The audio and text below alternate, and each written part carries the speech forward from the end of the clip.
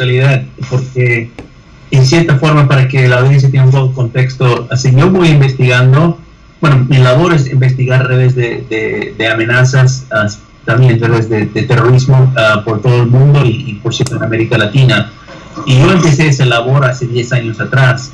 Cuando empecé a hacer estas investigaciones, es donde me llevó a Tarek al-Aissami. No es que yo sabía quién era o que estaba como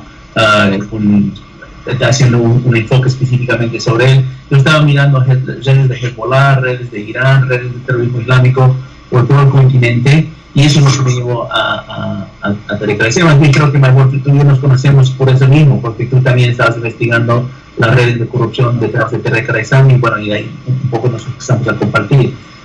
Y por, digamos, de 2009, 2008 hasta 2014 o 15, el enfoque de nuestra investigación era más como cualquier otra investigación de contraterrorismo. El enfoque era en cómo funciona esa red, ¿no? Dónde tienen su dinero, cómo lo mueven, qué tipo de productos están moviendo, armas, drogas, minerales, cómo funciona, con qué sociedades funcionan, cuáles son los testaferros, toda la parte logística que le importa a las autoridades, le importa a los distritos federales, le importa a las agencias, le importa a todas las personas que quieren neutralizar la red. Entonces, llegamos hasta 2015, llegamos a este punto, y ahí es donde descubrimos de que estaban haciendo identidades falsas, estaban entregando documentos de identidad, pasaportes, cédulas, estaban lavando dinero, estaban traficando drogas, estaban moviendo armas, estaban en tráfico de oro. Descubrimos todo el esquema. Pero, ¿sabes? La pregunta que tú acabas de hacer, yo no lo hice hasta 2016. Y esa pregunta, el origen, ¿cuál es el origen de todo esto? Es la pregunta que me destapó la olla, que me dejó entender mucho más qué es lo que yo estaba mirando. Porque como 7, 8 años yo estaba mirando tanta información, tanta data, documentos, evidencias, pero no podía, digamos, despegarme un poco, estar un poco más en el ámbito a decir, ¿de dónde originó todo eso? La pregunta clave fue de cómo surgió, de cómo vino los al-Aissamis a Venezuela. Esa fue la pregunta clave. Entonces, esa pregunta la hicimos en 2016, y por los últimos 3, 4 años empezamos a destapar el origen de todo esto. Y para contarlo de una forma de resumidas cuentas, esta historia en realidad empieza 150 años atrás. Yo sé que eso suena como loco, que todo el mundo diga, bueno, tenemos que ir. Esto fue hasta antes, mucho más antes que el nacimiento de Tarek al-Aissami o el nacimiento de su papá.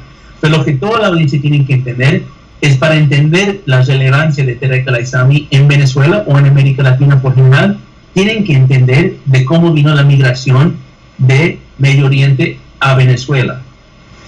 En los últimos 150 años hay 3 periodos de migración muy importantes: 1880, 1910 y 1960. En la primera fase de migración, en los 1880, estamos hablando del siglo XIX, 150 años atrás. En esa fase había una alta persecución sobre cristianos en el Medio Oriente, específicamente por las manos del Imperio Otomano. Más bien, todos en Venezuela lo llaman turcos, ¿no?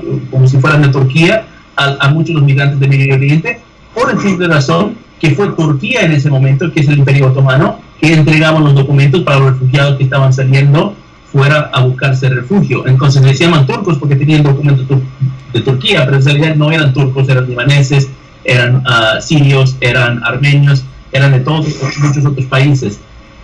Esa migración llega a 3 países de América Latina, llega a Colombia, llega a Argentina y llega a Venezuela.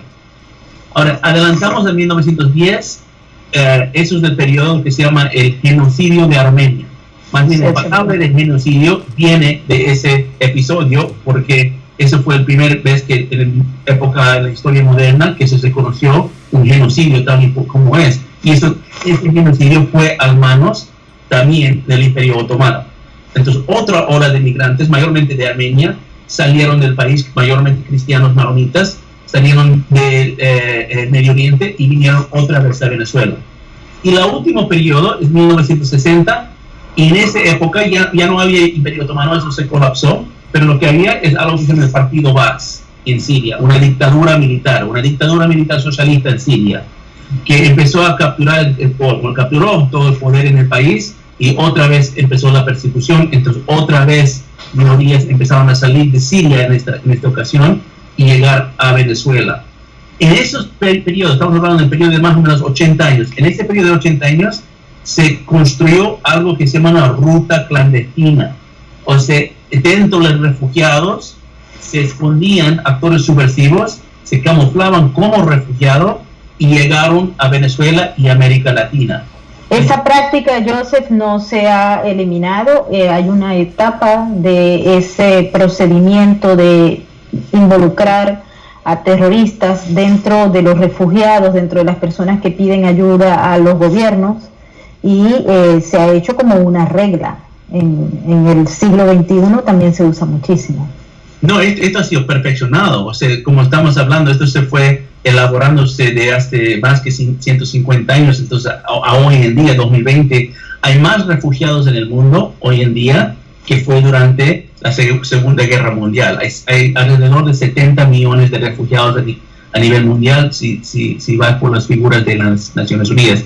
Entonces, eso significa que la destabilización mundial que existe ahora ha creado grandes movimientos, pero a este punto, como tú bien dijiste, Mibor, la táctica, la herramienta de usar rutas clandestinas está perfeccionado. Y esta ruta que estamos hablando de Medio Oriente a Venezuela existe por 100 años. O sea, esto fue utilizado varias veces. ¿Por qué di esa lectura de historia? Porque pongan atención a lo que estamos hablando. O sea, era crisis de refugiados que exportó redes clandestinas con actores subversivos que empezaron a llegar a Venezuela e infiltrar la sociedad, ¿no? Hay una figura ahí, y vamos a tocar te lo prometo. Hay una figura ahí que creo que es muy importante que los venezolanos sepan. Es una figura que algunos venezolanos ya conocen porque le llaman Simón el Árabe. Simón el Árabe es una figura muy interesante en Venezuela, en la historia de Venezuela, porque no simplemente fue un refugiado más. Ni siquiera sabemos si él realmente fue un refugiado. Yo creo que es uno de estos subversivos que estamos hablando. Porque Simón el Árabe, su nombre verdadero era Mehmet Chagin Simón, pero no sabemos si realmente es su nombre, el nombre que entró a Venezuela con ese nombre. Mehmet Chagin Simón llegó con el pretexto de ser refugiado de Siria, o sea, saliéndose de la dictadura socialista del Partido Baaz en Siria, y se instaló en Venezuela en 1962. Ahora nos acordamos, en Venezuela en ese momento había grandes peleas entre el Partido Comunista de Venezuela y las Fuerzas Armadas, al punto donde las Fuerzas Armadas capturaron a los líderes del Partido Comunista de Venezuela y los encarcelaron. ¿Y qué hace Mehmet Chagin Simón? Les fuga de la cárcel. Sí, en esa etapa, Joseph, justamente es que se empieza también a germinar en Venezuela y en América Latina el comunismo. Y ellos tienen un manejo perfecto del tiempo, y eso mucha gente no lo entiende.